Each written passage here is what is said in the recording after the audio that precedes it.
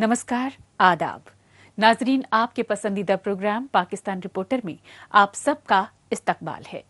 नाजरीन, आज के शुमारे में पाकिस्तान की ताज़ा तरीन खबरों पर तफसीली रिपोर्ट्स की शुरुआत करने से पहले डालते हैं एक नज़र पाकिस्तान रिपोर्टर की हेडलाइंस पर। 3 महीने से कैद डॉक्टर महारंग समेत दीगर लीडरों की रिहाई के लिए फिर मचा हाहाकार। कराची में सड़कों की खस्ताहाली पर मकामी बाशिंदों ने किया गमो गुस्से का इजहार। और नाबालिग बलोच तालिबे इल्म के कत्ल पर लाचार मां ने लगाई इंसाफ के लिए गुहार।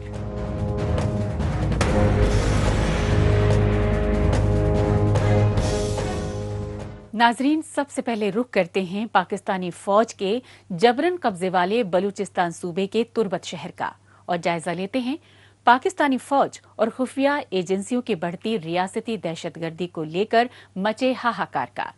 काबिले गौर बात यह रही कि तुर्बत प्रेस क्लब पर लापता बलोचों के रिश्तेदारों और इंसानी हुकूक कारकुनों ने धरना दिया और इस एहतजाजी धरने के जरिए 22 मार्च से जेर कैद डॉक्टर महारंग बलोच समेत बलोच यकजहती कमेटी के दीगर आला लीडरान से हो रहे गैर इंसानी सलूक के खिलाफ आवाज उठाई।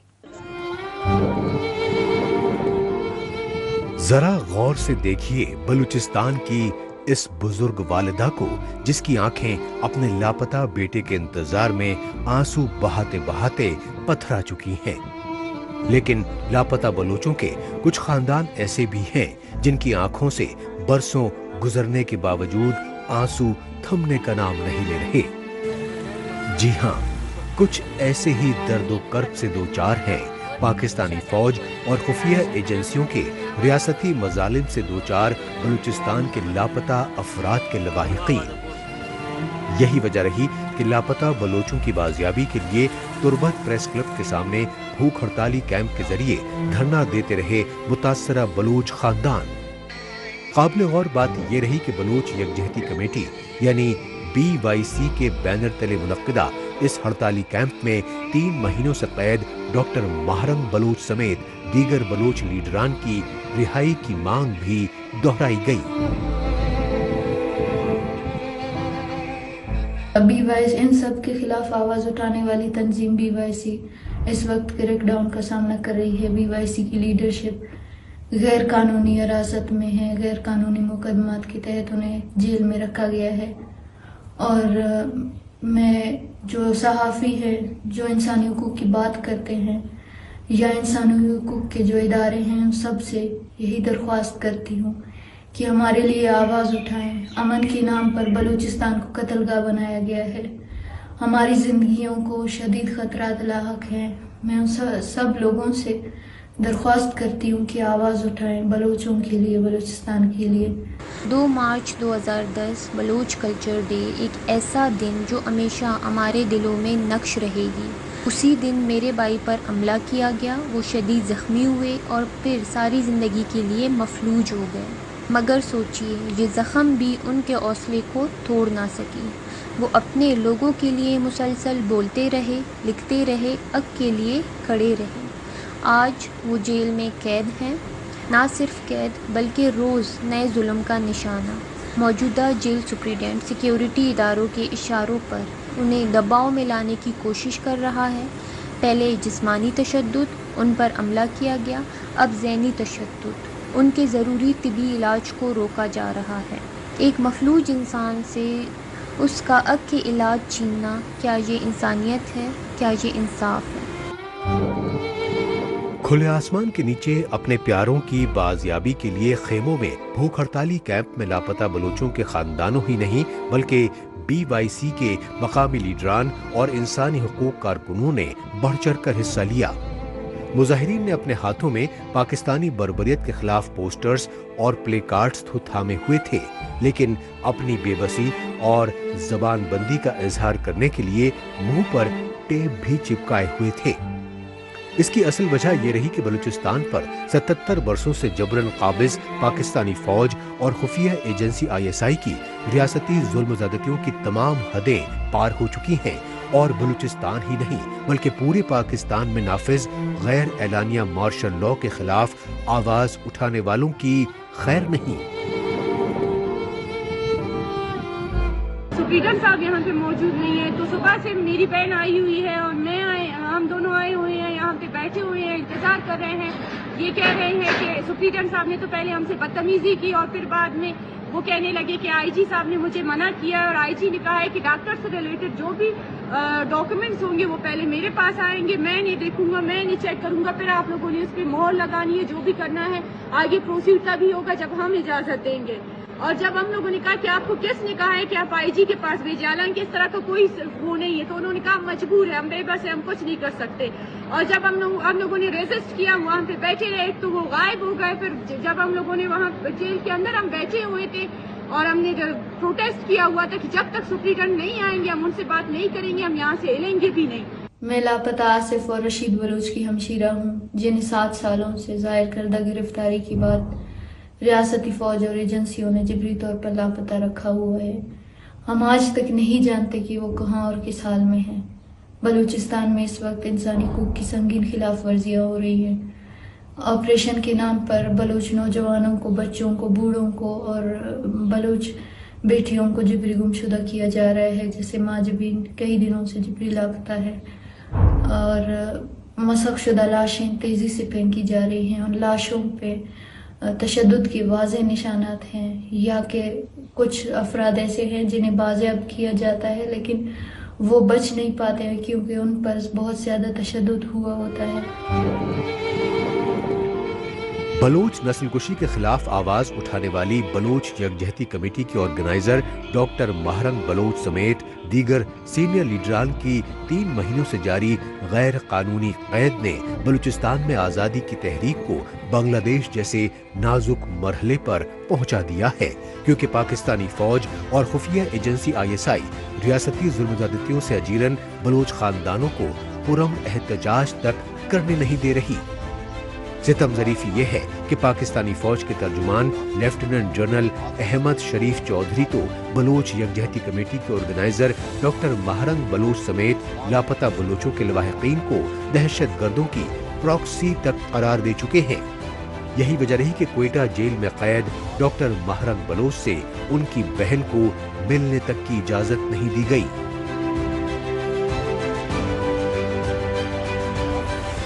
ڈاکٹر مہرنگ بلوچ اور ان کی جو تنظیم ہے BYC ہے, وہ مسلح تنظیموں کی پراکسی ہے. تو جب ہم نے ڈاکٹر مہرنگ بلوچ سے اس بارے میں کہا تو ڈاکٹر مہرنگ بلوچ نے کہا کہ میں اور اگر قانون مجھے اجازت دیتی ہے تو میں DGI SPR پہ کیس کرنا چاہوں گی. اگر اس کے پاس میرے خلاف اس طرح کے ثبوت ہے وہ آ کے کورٹ میں ثابت کرے. اگر اس کے پاس اس طرح کے کوئی ثبوت نہیں ہے تو وہ آ کے مجھ سے معافی مانگے. اور یہ اختیار ہر سٹیزن کو پاکستان کے قانون نے دیا ہوا ہے. لیکن جب ہم کل یہاں پہ پاور آف اٹرنی لے کر آئے اور ڈاکٹر صاحبہ نے سائن کیے پاور آف اٹرنی اور جیل سپرنٹینڈنٹ کے مہر لگنے تھے, لیکن جیل سپرنٹینڈنٹ نے مہر لگانے سے انکار کر دیا اور مسلسل کل سے تاخیر کر رہے ہیں, بہانے کر رہے ہیں. BLA یعنی بلوچ لبریشن آرمی جیسی بلوچ قوم پرست تنظیم کے مجاہدین کی جانب سے خوفناک فدائین حملوں کو لے کر بزدل پاکستانی فوج کی دنیا بھر میں شدید فضیحت ہو رہی تھی. لہٰذا پاکستانی فوج اور خفیہ ایجنسی ISI نے اپنے خفیہ ٹارچر سیل میں قید کئی درجن لاپتہ بلوچوں کو فرضی مقابلے میں قتل کر دیا اور بعد میں انہیں دہشت گرد بتا کر ان کی مسخ شدہ لاشیں کوئٹہ کے سول اسپتال میں منتقل کر دی. کیونکہ کوئٹہ میں لاشوں کی شناخت کے لیے پرامن مظاہروں کی رہنمائی کر رہے بلوچ یکجہتی کمیٹی کے کارکنوں پر پاکستانی فوج نے فائرنگ ہی نہیں کی بلکہ ڈاکٹر مہرنگ بلوچ سمیت دیگر بلوچ لیڈران کو 22 مارچ سے ابھی تک جیل میں قید کر رکھا ہے. لہٰذا ایمنسٹی انٹرنیشنل جیسے انسانی حقوق کے عالمی ادارے بھی اب بلوچستان میں پاکستانی فوج کی بڑھتی دہشت گردی کی بربریت کی مذمت کرنے لگے ہیں. ایمنسٹی انٹرنیشنل نے بلوچستان میں پاکستانی فوج اور خفیہ ایجنسیوں کی جانب سے آزادی مانگ رہے بلوچوں پر برپا ریاستی مظالم کو انسانی حقوق کی سنگین خلاف ورزی بتایا.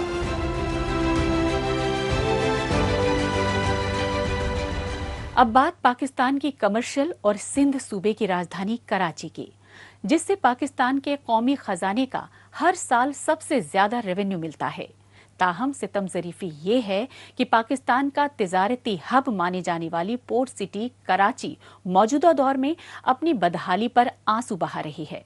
कराची की बदहाली के लिए मकामी बाशिंदों ने पाकिस्तानी फौज और उसकी कठपुतली हुकूमतों के बेहिस रवैये को कसूरवार ठहराया।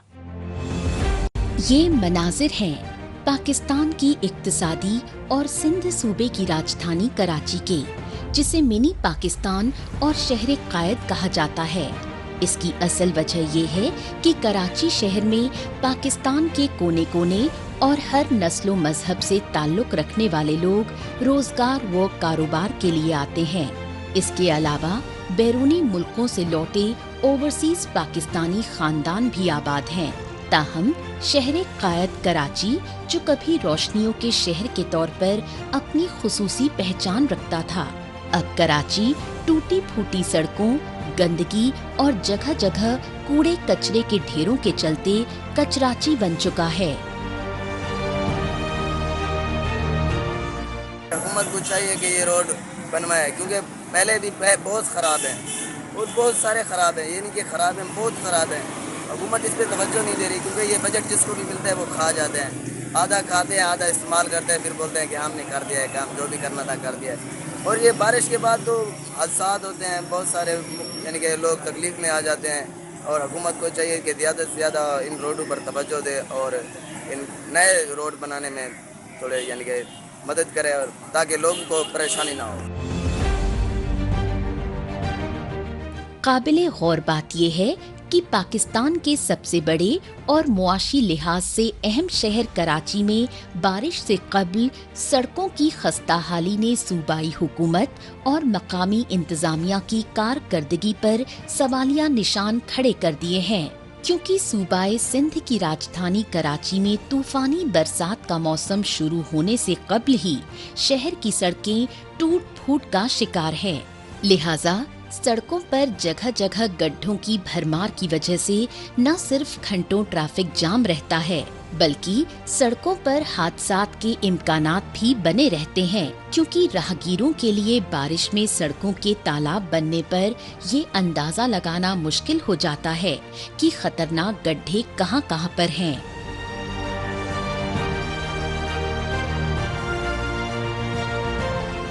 हमारी गवर्नमेंट को चाहिए कि ये रोडों की हालत खराब हो जाती है तो ये थोड़ा बहुत सही करें। और दूसरी बात ये है कि हम लोग गाड़ियाँ चढ़ाते हैं, ये हमारी गाड़ियाँ खड़ी हुई है, तो इनको चाहिए थोड़ा बहुत रोड सेट हो जाए तो हमारी ये थोड़ी आसानी हो जाए। तो गवर्नमेंट से हमारी ये गुजारिश है कि हमारी थोड़ी सुने। गड्ढों की वजह से हमारी गाड़ियों की रेल लगती है, जब गड्ढे आते नजर बिल्कुल भी नहीं आता, क्योंकि पानी पड़ा हुआ था, पानी में कोई भी चीज़ नजर नहीं आती। तो यही मैं दरख्वास्त करूँगा कि हुकूमत को थोड़ा बहुत हमारा ख्याल कीजिए, रोडों को थोड़ा सही बनाए। 3.5-4 करोड़ की आबादी वाली पोर्ट सिटी कराची में ये तशवीशनाक हालत किसी एक मखसूस इलाके तक महदूद नहीं, बल्कि शहर के जुनूबी, मशरकी और मगरबी जिलों में भी यही सूरत हाल है।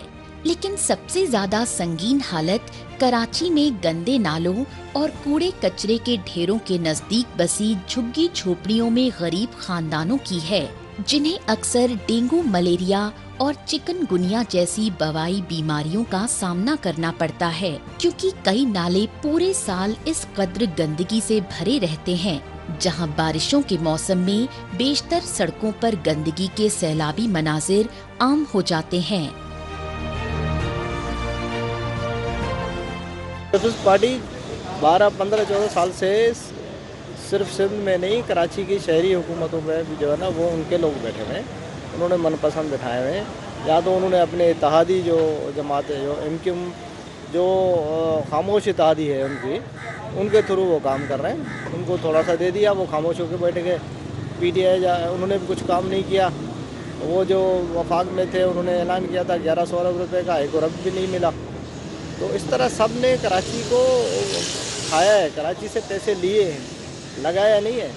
पीपल्स पार्टी तो आज भी जो है ना वो अरबों खरबों रुपए यहाँ से ले रही है, लेकिन आप सड़क तो नहीं बना रहे। पाकिस्तान में करप्शन बे इंतजामी और बुनियादी सहूलियात की अनदेखी को लेकर यूं तो चारों सूबों में ही बेइत्मीनानी का आलम है, लेकिन सबसे ज्यादा अबतर सूरत हाल पाकिस्तान को सबसे ज्यादा रेवेन्यू और तिजारती हब कराची शहर की है। बात चाहे बिजली पानी की हो, लाकानूनियत और राहजनी की हो, या फिर कूड़े कचरे के ढेर और खस्ता हाल सड़कों की, कराची हर मामले में सरे फहरिस्त है। हालांकि सिंध सूबे में पीपीपी की सूबाई हुकूमत कराची की बेहतरी के दावे करती नहीं थकती, लेकिन कराची के बाशिंदे जमीनी हकीकत हुकूमती दावों के बिल्कुल बरक्स बताते हैं।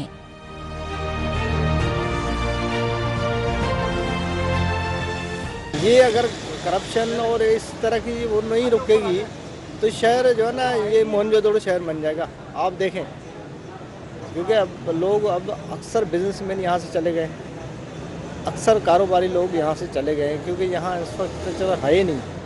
आप उनको सहूलत दे नहीं रही हैं और उसके मद में आप टैक्स लेते जा रहे हैं, तो वो लोग क्यों रहेंगे यहाँ? मुझे नहीं लगता कराची में बेहतरी आ जाए MKM के जाने से। वो तो अपने मकसद के लिए जाते हैं। पहले भी MKM थी, पीपल्स पार्टी इत्तेहादी रहे हैं, 2008 में आपको याद होगा, उसके बाद भी जो है ना इत्तेहादी रहे हैं, लेकिन उन्होंने दोनों ने मिलकर शहर के लिए कुछ नहीं किया। यहाँ तीसरी पार्टी थी, उसने भी नहीं किया। ये पब्लिक को अभी उठना पड़ेगा। कोई ऐसा नेक बंदा उठे जो शहर को बनाए, और पब्लिक को सोचना पड़ेगा अब। दरअसल पाकिस्तान के कायदे आज़म मोहम्मद अली जिन्ना का आबाई शहर भी है पोर्ट सिटी कराची। यही वजह है कि कराची में रिहाइश पजीर बेशतर खानदान कराची की हुकूमती अनदेखी और बदहाली को लेकर बेहद फिक्रमंद हैं। इसकी एक बड़ी वजह है पाकिस्तानी इक़्तिदार पर पंजाबी आर्मी इस्टेब्लिशमेंट और उसकी कठपुतली हुकूमतों के शिकंजे का रियासती दस्तूर। इसी दस्तूर के चलते पाकिस्तानी फौज के कठपुतली हुक्मरान मरहूम जुल्फ़िकार अली भुट्टो की पार्टी PPP की हामी सिंधी कौम के साथ सौतेला सुलूक करते आ रहे हैं। पाकिस्तान रिपोर्टर में अभी बाकी है, शहीद बलोच स्टूडेंट की मां ने की कातिल फौजियों के लिए इबरतनाक सजा की मांग। लेकिन अभी वक्त है पाकिस्तान रिपोर्टर के खुसूसी सेगमेंट तेज रफ्तार खबरों का। आइए इस सेगमेंट में डालते हैं एक नजर पाकिस्तान की हफ्ते भर की कुछ चुनिंदा खबरों पर। अफगानिस्तान की सरहद से मुत्तसिल पाकिस्तान के खैबर पख्तूनख्वा सूबे के पहाड़ी इलाके में चट्टान खिसकने की वजह से पेश आए खौफनाक हादसे में 8 बच्चों की मौत हो गई, जबकि फौरी तौर पर कई बच्चों की लाशें मलबे के नीचे दबे होने से मुतासरा खानदान हाहाकार करते रहे।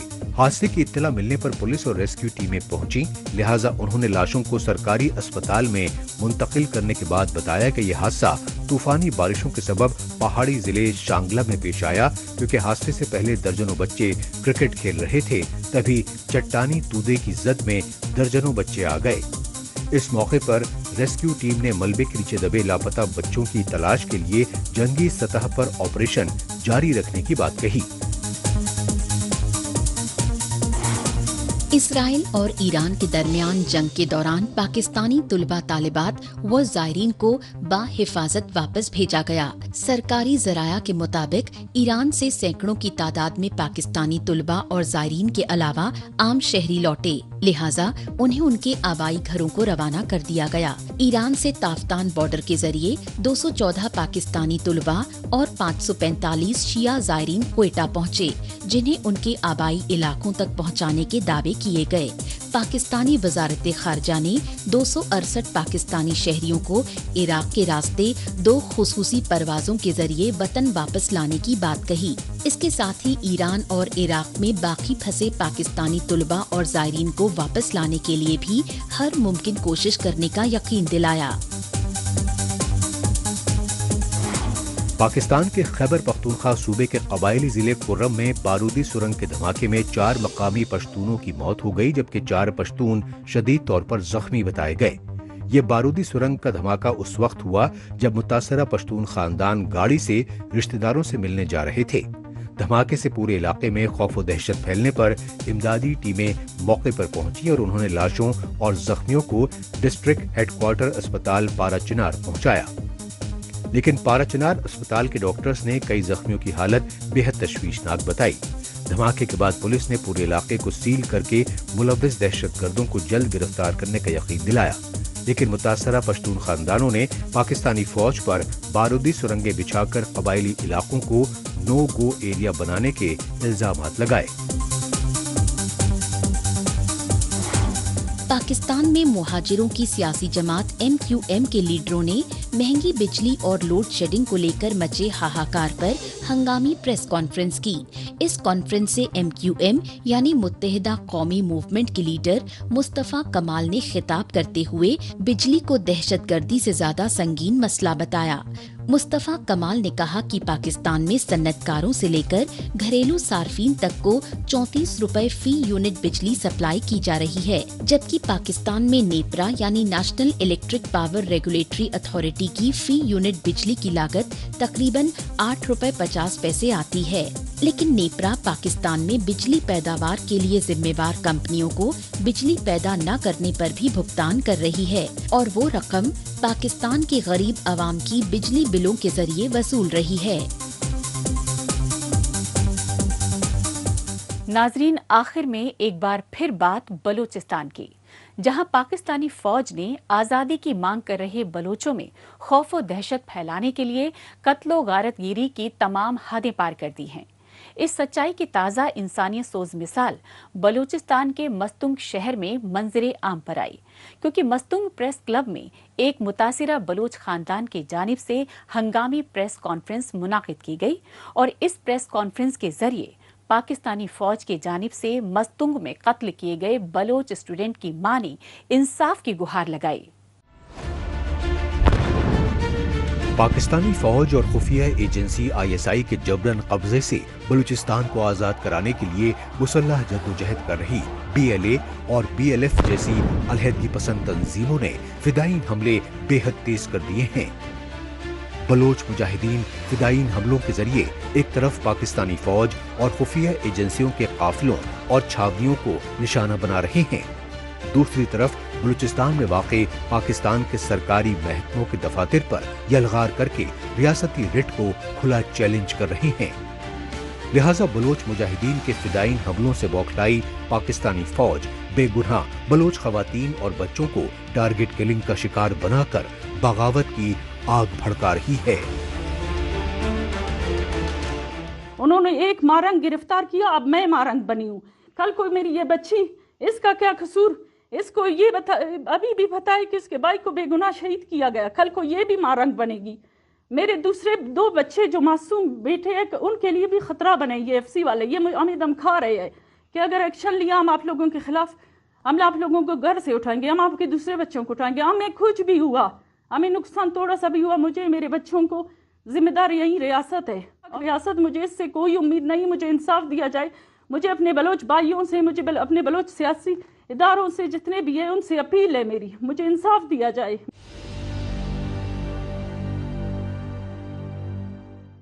میں شہید احسان شاہ کی بد نصیب ماں ہوں، جس کو اس وقت شہید کیا گیا جب سب لوگ اپنی عید کی تیاریوں اور خوشیوں میں مصروف تھے۔ میرا بیٹا اپنی خوشیوں میں عید کی چیزیں لینے کوئٹہ گیا تھا، جس کے ساتھ اس کا ایک دوست شعیب بھی تھا، جس کو 3 جون کوئٹہ سے واپسی پر رنجڈوری کے مقام پر ڈبل پول پر FC نے روکا، جو کہ گاڑی میں تھے، اور ان کو کھڑا کر کے ان پر فائرنگ شروع کر دی، جس سے میرے بیٹے کے گردن میں 2 گولیاں ماری اور اس کے دوست کی آنکھ پر گولی لگی۔ میرا بیٹا گر گیا تو FC والے نے گاڑی سے نکل کر اس کو لات مار کے سیدھا کیا اور اس کے سینے پر اپنی بندوق کی نل سے زور سے مارا، اور اس کی تلاشی کے لیے جو گاڑی میں بیٹھا آفیسر تھا اس کو بولا کہ اس کے پاس کچھ نہیں ہے، اور دوسرے دوست کی تلاشی لی گئی تو اس کے پاس بھی کچھ نہیں ملا، تو اس نے اپنے مالک کو بولا سر یہ تو مر گیا ہے، اب کیا کرے؟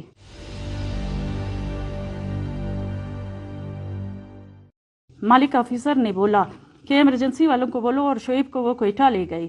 وہاں اس کو ہتھکڑی لگا کے رکھا گیا کہ بیان نہ دینا، نہیں تو تمہیں علاج کے لیے بھی نہیں چھوڑیں گے، اور زخمی حالت میں وہ مان گیا اور اس کا علاج شروع ہوا۔ हमें शुरू में बताया गया कि बच्चे को नामालूम अफराद ने मारा है, और उस दूसरे दिन जब एहसान शाह का वालिद FIR करवाने लिविस थाना वली खान गया तो उसे डराया धमकाया गया कि अगर FIR किया तो तुम्हारा ड्यूटी भी जाएगा, तुम्हारे घर वालों को अलग परेशान करेंगे, तुम्हारे दूसरे बच्चों को भी ख़तरा होगा। इसके बाद भी वो बज़िद रहा कि FIR करो, मगर उसको कहा गया कि DC से इजाज़त लो।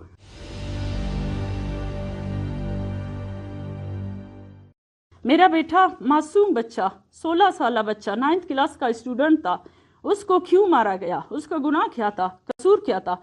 मुझे बताया जाए। मैं इंसाफ की तलबगार मजबूर माँ हूँ, मुझे इंसाफ दिया जाए।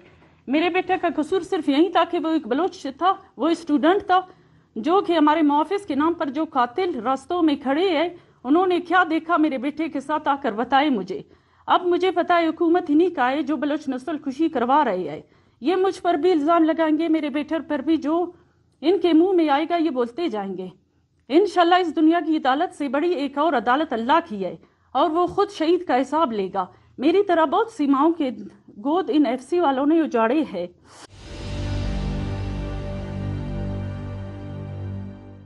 आज मैं यहाँ बैठी फरियाद कर रही हूँ, कल मज़लूम के हर घर से एक माँ आएगी। खुदा रा आवाज़ उठाओ, इन कातिलों फिरौनों के खिलाफ। मुझे भी बहुत धमकाया गया है कि अपने बच्चों के लिए ख़तरा कर रहे हो। मैं फिर भी आ गई। अगर वो हमें मारते हैं शौक से आके मारे, मैं वैसे भी एहसान शाह के साथ मर गई हूँ। जब उनको, इन फिरौनों को उस मासूम पे तरस नहीं आया तो हम क्या है, आ जाए शौक से हम सबको मार दे। और मुझे, मेरे बेटे को कुछ भी हुआ, यही रियासत, यही FC जिम्मेदार है। DC मेरे शौहर को ड्यूटी से निकालने का बोल रहा है तो शौक से निकाले, जो करना है करे। मैं अपने बेटे के लिए लड़ूंगी, जब तक मुझ में जान है मैं अपने बेटे के लिए लड़ूंगी। इसके साथ ही पाकिस्तान रिपोर्टर का आज का ये एपिसोड अब यहीं इख्तिताम पजीर होता है। पाकिस्तान रिपोर्टर के नए शुमारे में नई खबरों के साथ इसी रोज और इसी वक्त फिर होगी मुलाकात। तब तक के लिए नमस्कार, खुदा हाफिज।